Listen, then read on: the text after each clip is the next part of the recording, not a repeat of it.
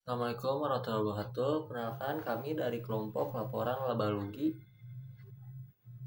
izin mempresentasikan materi-materi yang berkaitan tentang laporan laba rugi.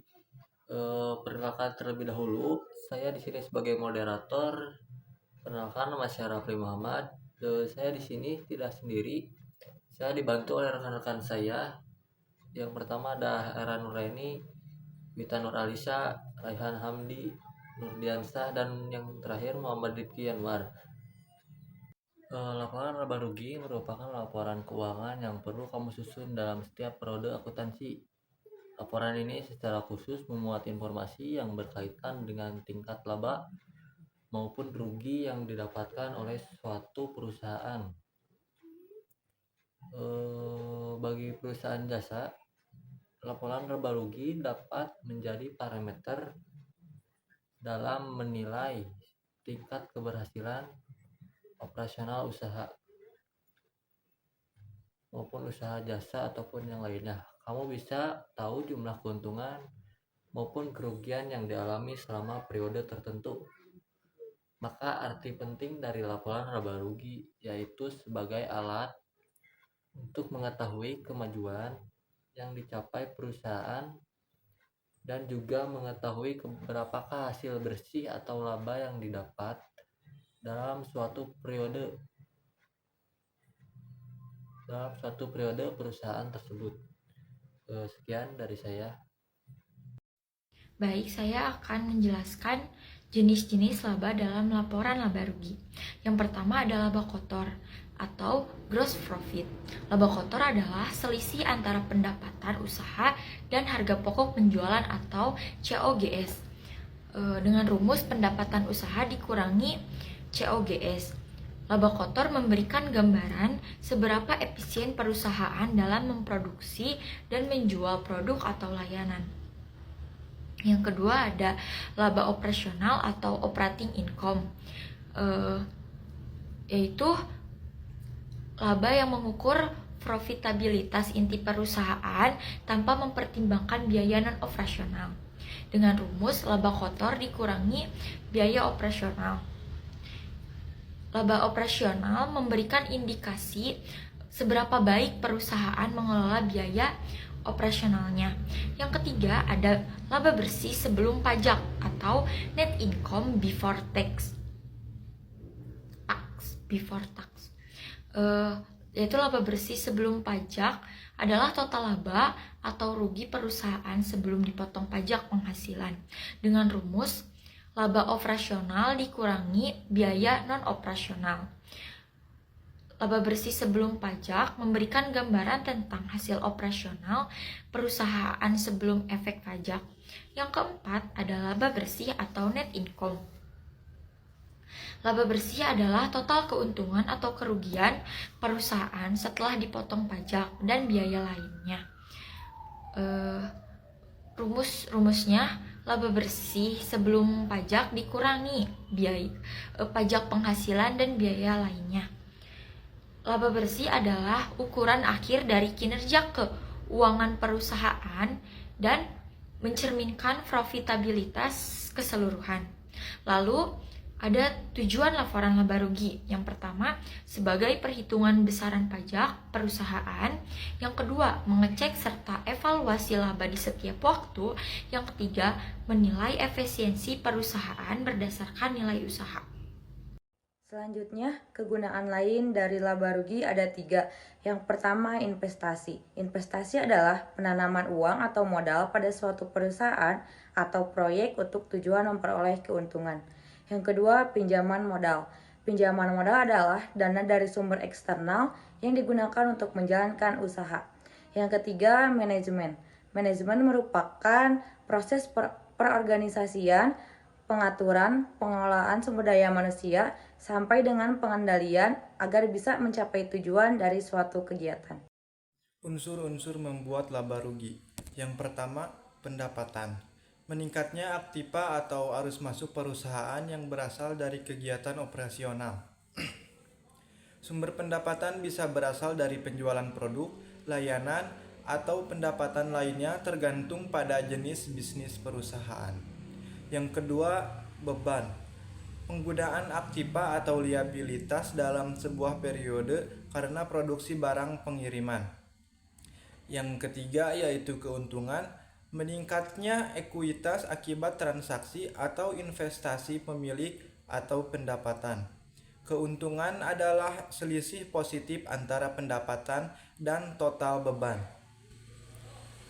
Yang keempat yaitu kerugian, menurunnya ekuitas akibat transaksi atau beban serta pendistribusian kepada pemilik. Penyebab kerugian bisa dari faktor-faktor seperti biaya yang lebih tinggi dari pendapatan, penurunan nilai aset, atau biaya tak terduga dapat menyebabkan terjadinya kerugian. Selanjutnya yaitu manfaat laporan laba rugi. Yang pertama, memberikan informasi pendapatan perusahaan. Yang kedua, menyediakan data untuk analis investor. Dan yang ketiga yaitu menyediakan pendapatan perusahaan secara periode. Sekian. 1. Metode langsung. Pertama adalah metode langsung atau single step. Metode ini cocok bagi pemula karena gampang dibuat. Karena itu, kamu dapat mempertimbangkan penggunanya untuk usaha berskala kecil dan menengah. Laporan laba rugi dengan metode langsung bisa kamu buat tanpa perlu melakukan pemisahan jenis-jenis laba. Jadi kamu bisa secara langsung memperoleh nilai laba keseluruhan dari usaha yang dijanjikan. Meskipun menawarkan kemudahan laporan laba rugi, metode Direx mempunyai kelemahan yang perlu menjadi perhatian. Saat menggunakan metode ini, hasil laporan yang diperoleh kurang detail. Hasil laporan tersebut kurang begitu akurat untuk bisa dijadikan acuan dalam menilai kinerja perusahaan. Yang kedua, metode tidak langsung. Berikutnya kamu menggunakan metode tidak langsung atau multi-step dalam pembuatan laporan laba rugi perusahaan. Metode ini mengharuskan kamu untuk mengelompokkan pendapatan serta beban. Ada 2 kelompok yang perlu kamu buat, yakni pendapatan serta beban dari aktivitas operasional serta non-operasional. Dengan cara ini kamu bisa menyampaikan informasi terkait laba ataupun rugi perusahaan secara lebih detail. Jadi kamu bisa mengetahui secara lebih jelas tingkat kesehatan keuangan perusahaan. Assalamualaikum warahmatullahi wabarakatuh.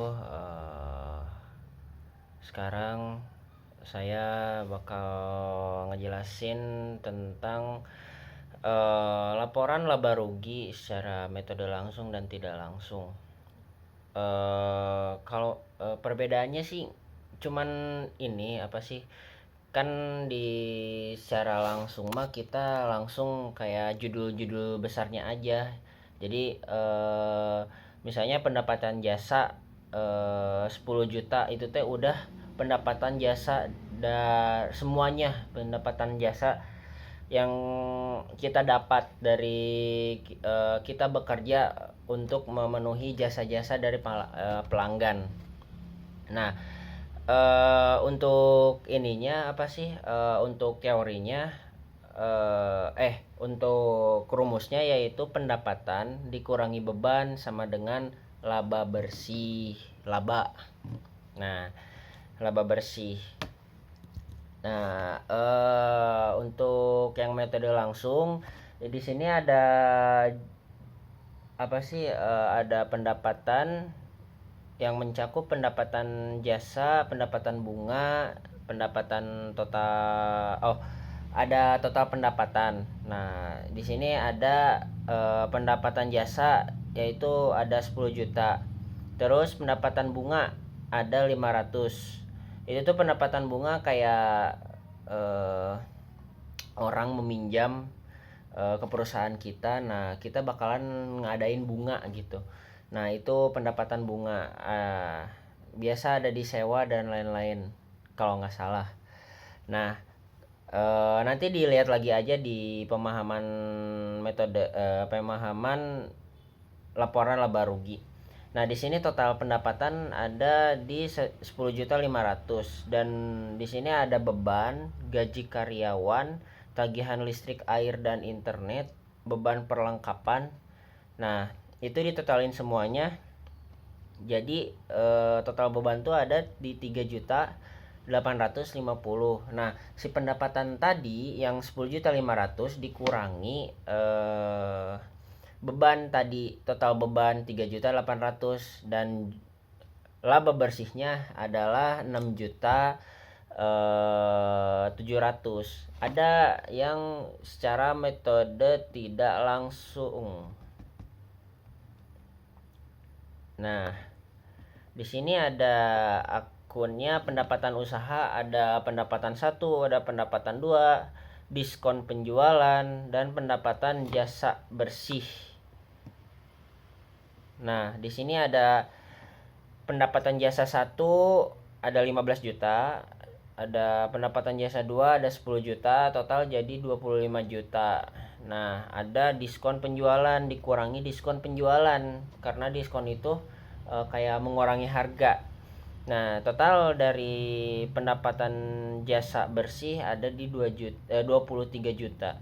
Nah, di sini ada beban usaha. Beban usaha ada gaji karyawan, beban perlengkapan, beban penyusutan, tagihan listrik, air dan internet. Terus total beban usaha semuanya ada di 6 juta. Nah, terus yang tadi 23 juta dikurangi total beban usaha. Jadi sisa tinggal 17 juta. Terus di sini ada pendapatan di luar usaha. Nah, ada pendapatan bunga. Di sini ada pendapatan bunga. Terus kita langsung ke beban di luar usaha. Ada beban bunga, ada beban kerusakan perlengkapan dan semua total di luar usaha tuh, beban di luar usaha tuh ada di 1.400.000. Nah, nanti kan ada pendapatan tuh yang belum dijumlahin. Nah, 1.400.000 dikurangi 1 juta berarti otomatis ada 400. Jadi total laba rugi di luar usaha ada di 400. Jadi 17 juta dikurangi 400. Nah, jadi 16.600.000. Oke, terima kasih. Bila ada yang belum paham chat Japri, kalau enggak tanyain aja ke Rapli. Oke, dadah, stay. Assalamualaikum.